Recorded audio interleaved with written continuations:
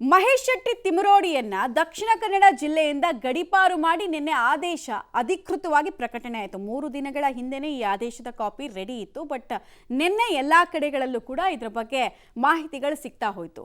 ಮಹೇಶ್ ಶೆಟ್ಟಿ ತಿಮರೋಡಿಯನ್ನ ದಕ್ಷಿಣ ಕನ್ನಡ ಜಿಲ್ಲೆಯ ಬದಲಾಗಿ ಆಲ್ಮೋಸ್ಟ್ ಒಂದು 32 ಕೇಸ್ಗಳು, ಈ ಬುರ್ಡೆ ಗ್ಯಾಂಗ್ ವಿಚಾರಕ್ಕೆ ಸಂಬಂಧಪಟ್ಟಂತೆ ಯಾವುದೇ ಕೇಸ್ಗಳಲ್ಲ ಇದು.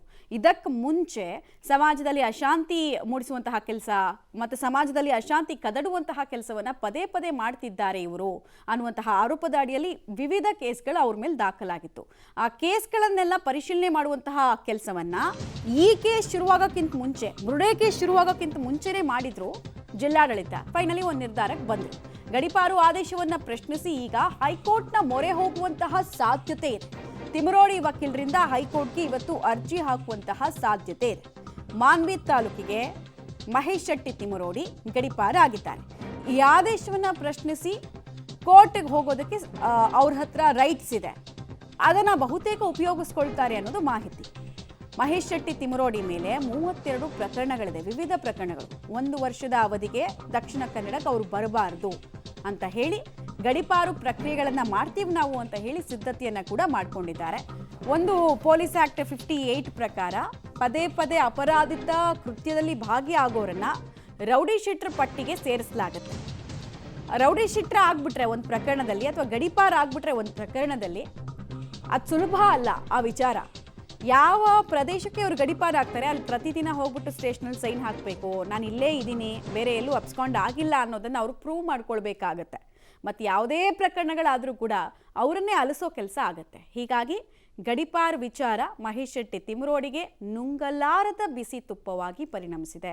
ಸಹಜವಾಗಿ ಅವರು ವಕೀಲರನ್ನ ಹಿಡ್ಕೊಂಡು ಅವ್ರ ಮೇಲೆ ಸುಮಾರು ಕೇಸ್ಗಳಾಗಿರೋದ್ರಿಂದ ಎಲ್ಲ ಕೇಸ್ಗಳಲ್ಲೂ ಕೂಡ ಫೈಟ್ ಮಾಡ್ತಾ ಬಂದಿದ್ದಾರೆ. ಈಗ ಈ ಕೇಸ್ನಲ್ಲೂ ಕೂಡ ಫೈಟ್ ಮಾಡಬೇಕಾದಂತಹ ಅನಿವಾರ್ಯತೆ ಇಲ್ಲ ಅಂದರೆ ಗಡಿಪಾರ್ ಮಾಡ್ತಾರೆ. ಈ ಪ್ರಕ್ರಿಯೆ ಹೇಗಿರುತ್ತೆ ಅಂದರೆ, ದಕ್ಷಿಣ ಕನ್ನಡದ ಪೊಲೀಸರೇ ಬಯಸಿದರೆ ಇವರನ್ನು ಕರ್ಕೊಂಡು ಹೋಗಿ ರಾಯಚೂರು 00 ಅಂತ ಒಂದು ನಿಮ್ಗೆ ಕಾಣಿಸುತ್ತೆ ಗೊತ್ತಾ, ಹೈವೇನೆಲ್ಲ ಕಾಣಿಸುತ್ತೆ ಗೊತ್ತಾ, ಒಂದು ಸಣ್ಣದಾಗಿ ಒಂದು ಫಲಕ ಇರುತ್ತಲ್ಲ, ಅದರ ಹತ್ರ ನಿಲ್ಲಿಸಿ ಒಂದು ಫೋಟೋ ಎಲ್ಲ ತೆಗೆಸ್ತಾರೆ. ಇಲ್ಲಿಗೆ ನಾವು ಬಿಟ್ಟಿದ್ದೀವಿ, ಇಲ್ಲಿಗೆ ನಾವು ಹ್ಯಾಂಡ್ ಓವರ್ ಮಾಡಿದ್ದೀವಿ ಅಂತ ಹೇಳಿ ಬರೆಸ್ತಾರೆ. ಸೊ ಆ ಥರದೊಂದು ಪ್ರಕ್ರಿಯೆ ಅದನ್ನು ನೋಡೋದಕ್ಕೆ ಸಿಗುತ್ತಾ ನಮಗೆ, ಅಥವಾ ಸ್ಟೇ ಕೊಡುತ್ತಾ ಕೋರ್ಟು, ಎಲ್ಲವೂ ಡಿಸೈಡ್ ಆಗುತ್ತೆ. ಡೀಟೇಲ್ಸ್ ಕೊಡ್ತಾರೆ ಸುಕ್ಪಾಲ್. ಮಹೇಶ್ ಶೆಟ್ಟಿ ತಿಮರೋಡಿಯ ಗಡಿಪಾರು ಆದೇಶವನ್ನ ಪ್ರಶ್ನಿಸಿ ಹೈಕೋರ್ಟ್ಗೆ ಹೋಗೋದಕ್ಕೆ ಸಂಬಂಧಪಟ್ಟಂತೆ ಏನ್ ಸಿದ್ಧತೆಗಳಾಗ್ತಾ ಇದೆ, ಡೀಟೇಲ್ಸ್ ಏನೇನು ಕೊಡ್ತೀರಿ ಅಂತ?